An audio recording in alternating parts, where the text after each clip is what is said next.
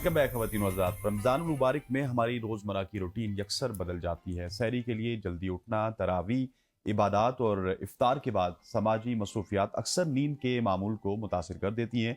नींद की कमी थकन, चिड़चिड़ापन, तवज्जो में कमी, कमज़ोर इम्यून सिस्टम और ब्लड प्रेशर या फिर शुगर के मसाइल को बढ़ा सकती है। ख़ास तौर पर रोज़े की हालत में जिस्म पहले ही तवानाई के मुख्तलिफ मराइल से गुजर रहा होता है, इसलिए मुनासिब आराम न मिलने से कमज़ोरी और डिहाइड्रेशन के असरात ज़्यादा महसूस हो सकते हैं। ऐसे में ये सवाल अहम हो जाता है कि रमज़ान में मुकम्मल और मयारी नींद कैसे हासिल की जाए, और अगर नींद पूरी ना हो तो जिस्म और दिमाग पर इसके क्या असरात मुरतब हो सकते हैं। इसी तरह वर्जिश का मामला भी अहम है कि क्या रमज़ान में वर्जिश तर्क कर देनी चाहिए या मुनासिब वक्त और दुरुस्त तरीके से जारी रखी जा सके। ये तमाम पहलू सेहतमंद रमज़ान गुजारने के लिए नहायत अहमियत इख्तियार कर गए, जिन पर आगाही और मुतवाज़न हिकमत अमली की ज़रूरत है। और आज इसी हवाले से हमें ज्वाइन किया है, हमें ज्वाइन कर चुकी हैं औसाफ रमज़ान के सेट पर जानी मानी शख्सियत, किसी तारुफ की मोहताज तो है नहीं आप, डॉक्टर रूबिया उस्मान साहिबा। बहुत शुक्रिया आपके वक्त के लिए। आपको रमज़ान मुबारक। थैंक यू सो मच और हैव मी। आपको भी रमज़ान मुबारक। कैसा चल रहा है आपका रमज़ान? अल्हम्दुलिल्लाह गोइंग रियली वेल। अच्छे से एक्सरसाइज कर रही हैं, अपनी नींद पूरी कर रही हैं? इस साल भी चल रही है, which I was surprised at, because अब मैं भी थोड़ी बुढ़ी हो रही हूं, तो I am getting on in age as well. लगता नहीं है। लगता नहीं है फिर भी बिल्कुल। No but like seriously this, so I am very kind to myself. I will say कि मैं अपने आप को ये नहीं कहती कि मैंने पूरे रोजे 30 के 30 रोजे पागलों की तरह वर्जिश करनी है। I just tell myself if I do like 10 to 14 days that's good enough. तो यानी हाफ द रमजान हो गए रोजे, तो वो बहुत है। आप कर सकते हैं। तो but almost every year it ends up being almost all the रोजे। सही। Almost अच्छा every डॉक्टर year. रूबिया, अब बताएं लोगों के लिए भी कि किस तरह से वो अपनी नींद का सर्कल पूरा कर सकते हैं, क्योंकि वही बात जो हम ऑफ द रिकॉर्ड बात कर रहे थे कि अपनी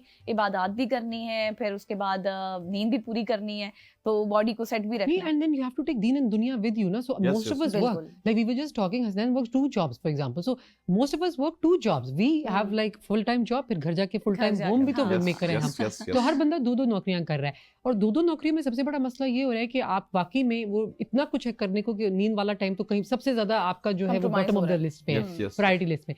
I think power naps help a lot, because research study भी ये बताती है कि अगर आप 20 मिनट्स, क्योंकि मुझे तो 20 मिनट लगते हैं सोने में, लेकिन 20 मिनट्स की भी अगर आप पावर नैप ले लें किसी तरह, अच्छा। it is enough to recharge your batteries, for your muscles to relax, for your liver to relax. Because देखिए जब आप सोते हैं तो आपकी सारी ब्लड सप्लाई हर चीज स्लो डाउन कर जाती है, आपका हार्ट रेट स्लो डाउन कर जाता है। वो एक So- रीस्टार्ट हो जाता है। Yes, so that really helps.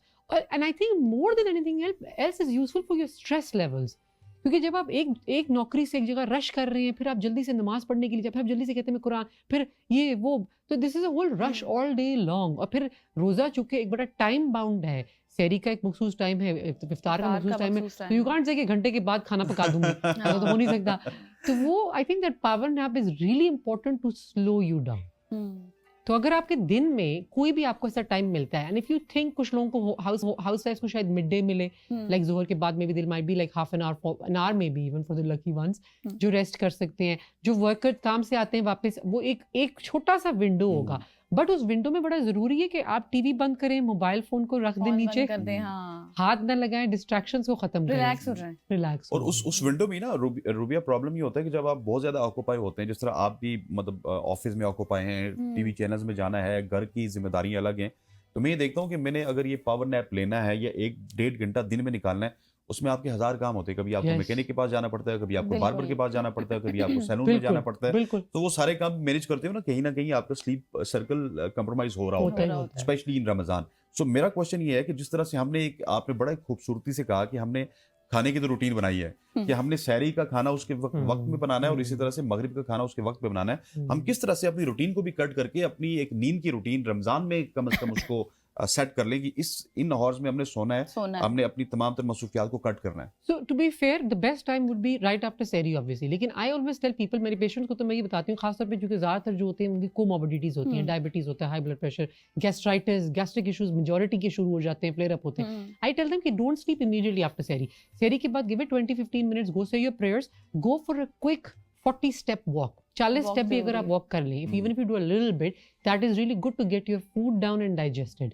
फिर आप जाके लेटें, फिर आपका खाना भी बेहतर हजम होगा, आपकी नींद भी बेहतर आएगी। क्योंकि but I don't know if you guys have notice, हम लोग जब सहरी के बाद सोते हैं तो हमारी नींद बड़ी अजीब व गरीब सी डिस्टर्बेड सी होती है। हर 1.5 घंटे बाद हमें आंख खुलती है, ख्वाब अजीब अजीब आते हैं। Lot of people are like we have really vivid weird dreams. That is all because you sleep on a very full stomach in a very awkward way, और then you also stressed out ना, I have to wake up at 8, I have to wake up at 7, जो भी आपका time है normal वक्त का। जिन्होंने office जाना होता है, काम पे जाना होता है, you have to capitalize on these 2-3 hours, क्योंकि अगर आप देखें आपके पास लिटरली 3 आवर्स है बिटवीन 5 and 9, अगर आप सोते सुआते ये वो उठ के तैयार होते होते, यू लिटरली हैव 3 आवर। हाँ, ऑलमोस्ट इतना ही बन जाता है। एग्जैक्टली, बट 3 आवर्स पे आप 24 घंटे नहीं सर्वाइव कर सकते हैं। फिर आपने एक शर्तिया आपने आपका, it takes about 2-3 days to get into the routine. आपने अगर कहना आप 4 बजे घर जा रहे हैं तो 4 बजे जाते ही you have to switch off, change, take a shower, whatever you can to help you sleep and then hit the bed. अगर आपके पास वो 1 घंटा है, you have to do it. फिर आप मेरी तरह ये नहीं कर सकते, अच्छा मैं किचन में बस एक काम कर रहा हूँ, फिर मैं, दैट विल नेवर हैपन। वो एक काम विल बिकम 6 काम, so you know that will never happen. मतलब आपको जो भी टाइम मिलता है आप उसमें सो लें, और बेहतर ये है स्केड्यूल बना लें और वॉक जरूर करें, जिस तरह से आपने कहा। गजल आदत तो भी आपकी इबादत वाली रातें शुरू हो जाएंगी, तो फिर आपकी वो रात वाली नींद का भी जो पार्ट है वो भी खलल है, तो उसके लिए भी बड़ा जरूरी है।